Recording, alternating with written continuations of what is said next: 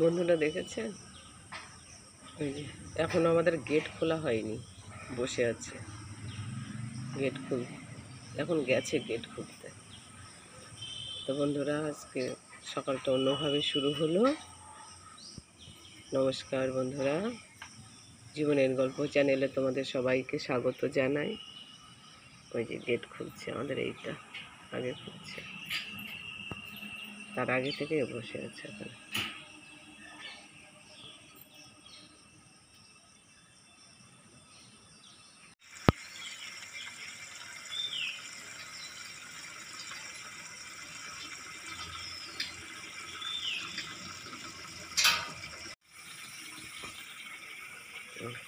খাবার দিচ্ছে।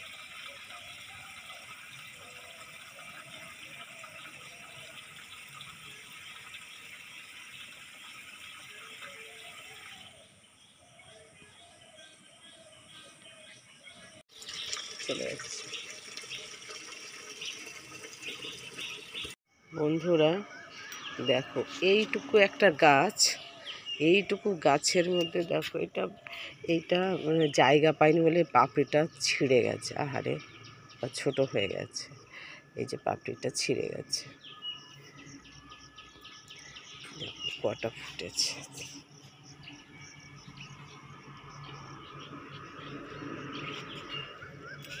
বলো, তোমরাই বলো কেমন লাগছে। সেই সাথে আবার এই যে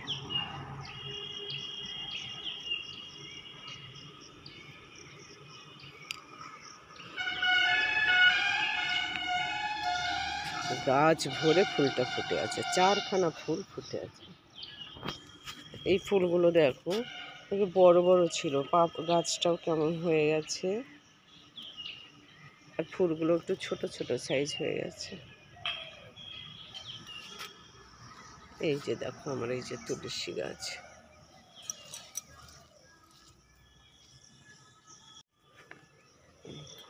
আগের দিনে তোমাদের দেখিয়েছিলাম।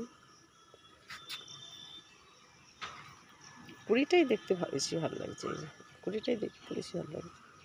আর সে আগের যেটা দেখছিলাম সেটাই যে ঝরে গেছে।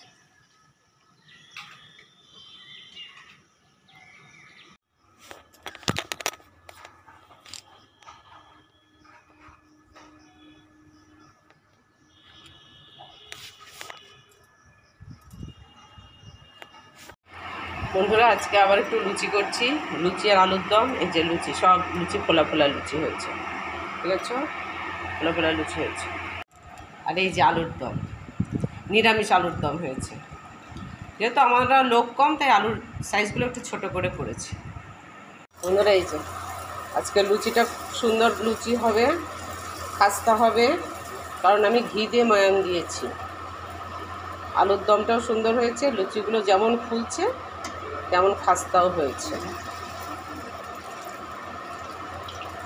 এই তোমাকে লুচি দেবো। আর আজকে হচ্ছে এই যে ঘি ঢালা বাড়া হয়েছে, আজকে ঘি তৈরিও হয়েছে, ঘি হাতে ছিল, ঢেলে দিয়েছি সব কিছু।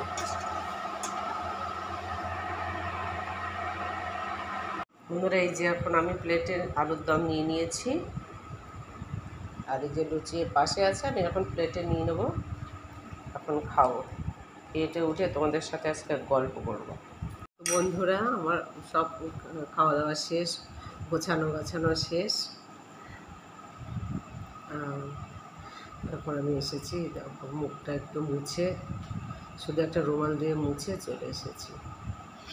কিছুই তো মুখে দিতে পারি না, আমি কোনো ক্রিম ইউজ করতে পারি না। তারপরে একটু সাবান দিয়ে, যে রাত্রেবেলায় সাবান জল দিয়ে একটু পরিষ্কার করবো, সেটাও হয় না। যাই হোক বন্ধুরা, আমি শুধু তোমাদের রাতের খাওয়া দাওয়াটাই দেখালাম। কালকে আমি আজকে কোনো ভিডিও করতে পারিনি, গতকাল ফাদার্স ডে ছিল। হ্যাঁ, সব যখনই মোবাইল খুললাম সব দেখলাম একটা ফাদার্স ডে ব্যাপারে, এটা যেটা আমাদের আর এখন হয় না। আমাদের যখন মানে বাবা বেঁচে ছিলেন তখন ফাদার্স ডে জন্য এত মানে ছিল না, এত প্রচার ছিল না। ফাদার্স ডে মাদার্স ডে, এখন ফাদার্স ডেতে যেমন উদযাপন করা হয়, একটা কেক কাটা হয় বাবাকে দিয়ে, মাদার্স ডেতে মাকে দিয়ে একটু কেক কাটানো হয়। এই যাই হোক মালা টালা পরানো হয়, কোথাও খেতে টেতে যাওয়া হয়, একটা সেলিব্রেশন মানে একটা সেলিব্রেশন করা হয়। এখন তো আমাদের এখন করতে পারতাম যদি বাবা বেঁচে থাকতেন। যাই হোক এখন কী করবো, কোনো ভিডিও টিডিও কাজ আর মানে কালকে আর কিছুই সেইভাবে করা হয়নি, আর আজকে তার জন্য আমি ছাড়তেও পারিনি। আর কি করবো, এখন ওই গতকালে হচ্ছে রাত্রেবেলায় একটু ওই মটনের তরকারি ছিল, তাই সেটা দিয়ে রুটি হয়েছে আর আম ছিল। আম ওই 1 পিস করে মটন, 1 পিস করে আলু, একটু গ্রেভি দিয়ে রুটি খাওয়া হয়েছে। খাই তো একটা রুটি, আর একটা রুটি খেয়েছি আমি আম দিয়ে, শুধু আম দিয়ে। যেহেতু মটন খাওয়া হয়েছে তার জন্য হচ্ছে দুধ খাবো না। আম দিয়ে দুধ দিয়ে রুটি দিয়ে একটা টেস্ট লাগে, ভালো লাগে, সেটাও আমি খাই। আবার শুধু আম দিয়ে রুটি দিয়েও ভালো লাগে, সেটারও একটা টেস্ট। তাই সেইটা আমি কালকে খেয়েছিলাম। কালকে আমরা কেউই দুধ খাইনি, যেহেতু মটন খেয়েছি দুধ খাইনি। আমার ছেলে খায়নি, আমার ছেলে বাসি তরকারি খায় না, বাসি মটনের তরকারি ও খায়নি, ও দুধ খেয়েছিল, ও আম দুধ রুটি খেয়েছিল। ও কালকে গতকাল রাত্রে যখন ও রুটি খেয়েছিল তখনই আমাকে বলে দিয়েছিল যে মা আজকে মানে কালকে রাত্রে লুচি আলুর দম খাবো। এবার ছেলেটা একটু থাকে তো একটু মাঝে মাঝে একটু খাবারের বায়না করে, যেমন ঘরে একটু বিরিয়ানি করে দাও, ফ্রায়েড রাইস, চিকেন কষা এটা করে দাও, লুচি আলুর দম করে দাও, ডাল লুচি করে দাও, এবং রান্নাগুলো দোকানের মতো করে দিতে হবে। হ্যাঁ, আর এই আলুর দমটা স্কুলের মতো করে দিতে হবে। ও বারাসাত গভর্নমেন্ট স্কুলে পড়াশোনা করেছে, সেখানে ওদের টিফিন দিত লুচি আলুর দম, কখনো কখনো পাউরুটি জিলাপি এগুলো দিত। ওই আলুর দমটা ছিল শুকনো শুকনো, লুচির মাঝখানে দিয়ে ওরা সবাই ওই বার্গারের মতো করে খেত, সেই আলুর দমের মতো করে দেয়, ঝোল আলুর দম হবে না। যেরকম এবার পরিশ্রম করতে পারি, পরিশ্রম করি, করে একটু রান্নাটা করে দিই, তরিজুত করে দিই, খেতে ভালো লাগে, খায়, এই আর তাছাড়া আর কিছুই না।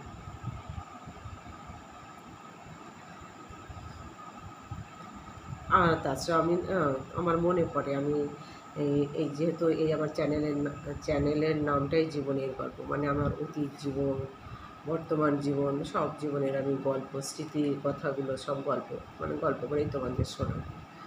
তাই আমার সেই ছোটোবেলারও একটা কথা মনে পড়ে গেল, যে আমি ছোটোবেলা থেকে ওই রান্না একটু করতাম, রান্নাঘরে ঢুকতাম, হ্যাঁ, আলুর দম, পেঁয়াজ টিয়াজ দিয়ে আলুর দম, মানে ওই ডিমের ঝোল করে তো, সেই ডিমের ঝোলে ডিমটা না দিয়ে শুধু আলু দিয়ে সেই ঝোলের মতনই করতাম, এবং সেটা খুব টেস্টি হতো। আমার বাবা খুব ভালো বলতো, এবং কোথাও গেলেই বলতো আমার ওই মেয়ের খুব রান্নার হাত আছে। আমার মেয়ে ছোটো হলে কী হবে, মানে 7-এ পড়ি, ছোটো হলে কী হবে, ওর রান্নার খুব সুন্দর হাত আছে।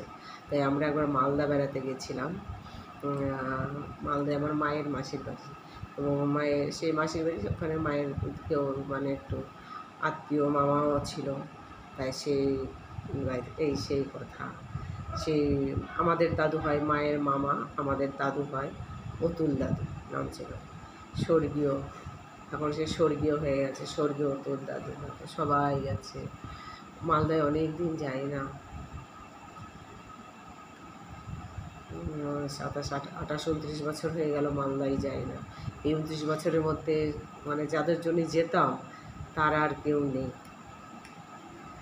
তাদের ছেলেপেলেরা আছে, কিন্তু আমরা যাদের জন্য যেতাম, যাদের ইসে যেতাম, তারা আর কেউ নেই। এই 29 বছরের মধ্যে 28-29 বছরের মধ্যে সব গেছে। এই অতুল দাদুও আর নেই। সেই অতুল দাদু আমাদের অপ্সরা বলে ডাকছিল, আর আমাকে বলেছিল রান্না করতে, রান্না করেছিলাম, সেখানেও খুব ভালো হয়েছিল রান্নাটা। আমার মনে আছে, ক্লাস 7-এ ছিলাম, ছোটো ছিলাম, কিন্তু আমার মনে আছে রান্না ভালো হয়েছিল খুব। ওই অতুল দাদু খুব প্রশংসা করেছিল।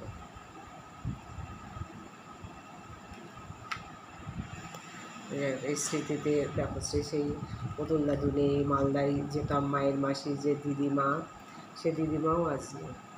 দিদিমাকে শেষবেলায় দেখতে যাওয়ার জন্য খুব ইচ্ছা হচ্ছিল, কিন্তু আমার ছেলে ছোট ছিল, ওকে কোথায় রেখে যাব। আর ওই মালদা ওরাও গ্রাম এবং নদীর পাড়ে থাকতো, সেখানে আমার ছেলেকে নিয়ে আমরা যেতে পারতাম না। মানে ওখানকার জীবন আলাদা, মানে ওখানকার লোকজনের জীবন জীবিকা আলাদা। সেখানে আমরা যাওয়া আসা করেছি, আমরা গ্রামের থেকে মানুষ হয়েছি, ওইটা আমরা অ্যাডজাস্ট করে নিতে পারতাম, কিন্তু বাচ্চা ছেলেকে নিয়ে সেখানে করা যেত না। তা আর যদি আর 2-4 মাস দিদিমা বেঁচে থাকতো, তাহলে আমরা প্ল্যান করেছিলাম, আমি আর আমার দিদি আমরা যাব প্ল্যান করেছিলাম, কিন্তু দিদিমা খুব তাড়াতাড়ি হয়েছিল, মানে বিছানায় পড়ে গেছিলো। বিছানায় পড়ে যাওয়ার পরেও আমরা আর কি যেতে চেয়েছিলাম, কিন্তু আমাদের আর যাওয়া হয়নি, দেখা সাক্ষাৎ হয়নি। যাই হোক, সে দিদিমা তুমি আজ যেখানেই থাকো ভালো থেকো, সুস্থ থেকো, যাই হোক ভালো থেকো, শান্তিতে থেকো। পুতুল দাদুরকেও পুতুল দাদুর জন্য প্রার্থনা জানাই, তুমি আজ যেখানেই থাকো ভালো থেকো। বাবার জন্যও বলি, প্রার্থনা করি, যেখানেই থেকো ভালো থেকো।